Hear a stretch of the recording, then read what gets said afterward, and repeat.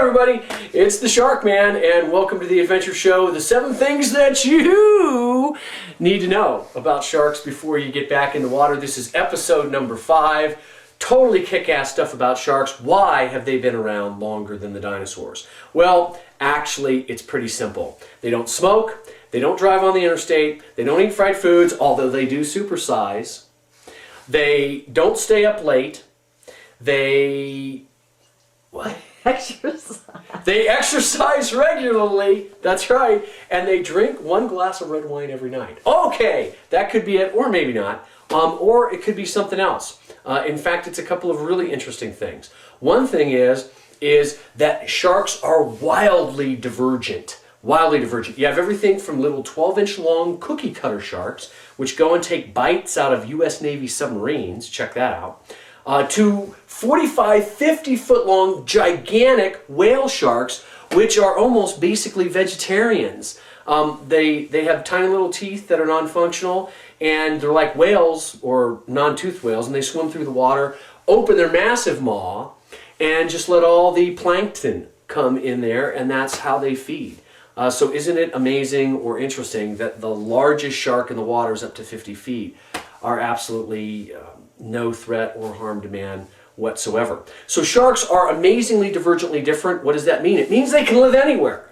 You know, they live in shallow water, they live in deep water, they live in polar water, freezing cold water, and they eat all kinds of different things. And so that has kept them in good stead over millions of years, because as things change, they're able to find something that works for them. The second thing has to do with their reproductive strategy. And no, this is not going to turn into an internet dating video, which is good. Sharks reproduce very differently than fish. Fish generally do what's called spawning or broadcast spawning.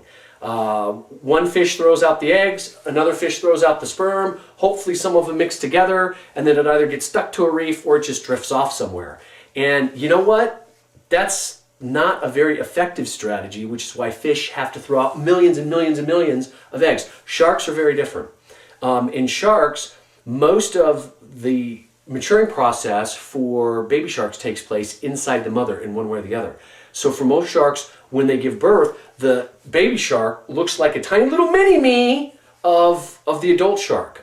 There's a lot of effort that's put into that, and so survivability is a lot higher.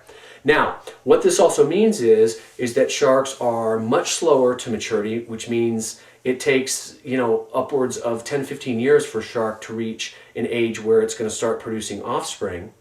And instead of millions of eggs, it's only a handful of pups. Now, for several 100 million years, that's worked great for sharks, but for right now, it's not working very good for sharks, which leads us to our next episode. That's going to be episode number 6. Which is, where have all our sharks gone and why are they disappearing? So check that out in the next episode. Until then, have an awesome time and happy diving.